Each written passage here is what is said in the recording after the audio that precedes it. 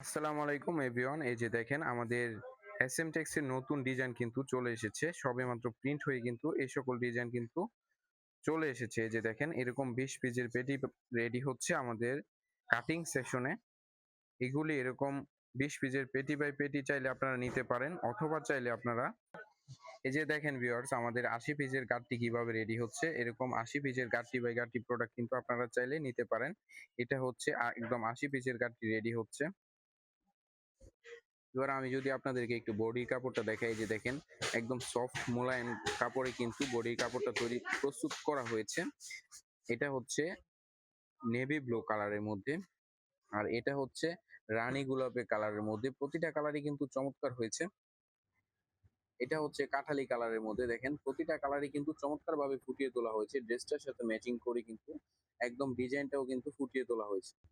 আর এটা হচ্ছে বেগুনি কালারের মধ্যে, একদম কালার কম্বিনেশনে কিন্তু ম্যাচিং করে একদম সফট কাপড়ের ভিতরে কিন্তু এই সকল ড্রেস প্রস্তুত করেছি আমরা। একদম গরমের আরামদায়ক ড্রেস যারা খুঁজছেন রিজনেবল প্রাইসে পাইকারিতে ড্রেস সংগ্রহ করতে চাচ্ছেন, তারা আমাদের সাথে যোগাযোগ করতে পারেন। একদম উদ্যোক্তা ভাই বোনদেরকে টার্গেট করে কিন্তু আমরা কাজ করে থাকি, এই সকল ড্রেস প্রস্তুত করে থাকি। গ্রাম থেকে শহর, শহর থেকে গ্রাম, আপনি যেখানে থাকেন না কেন এই সকল ড্রেস কিন্তু আপনারা ভিডিও কলে দেখে শুনে বুঝে তারপরে নেওয়ার সুবিধা রয়েছে। এসএমটেক্স গঙ্গা কিন্তু সারা বাংলাদেশে বিখ্যাত এবং সারা বাংলাদেশে ভাইরাল এই সকল ড্রেস আমরা প্রস্তুত করে থাকি। কাস্টমারের রিভিউ এবং কাস্টমারের চাহিদা মোতাবেক আমরা এই সকল ড্রেস প্রস্তুত করে থাকি সবসময়।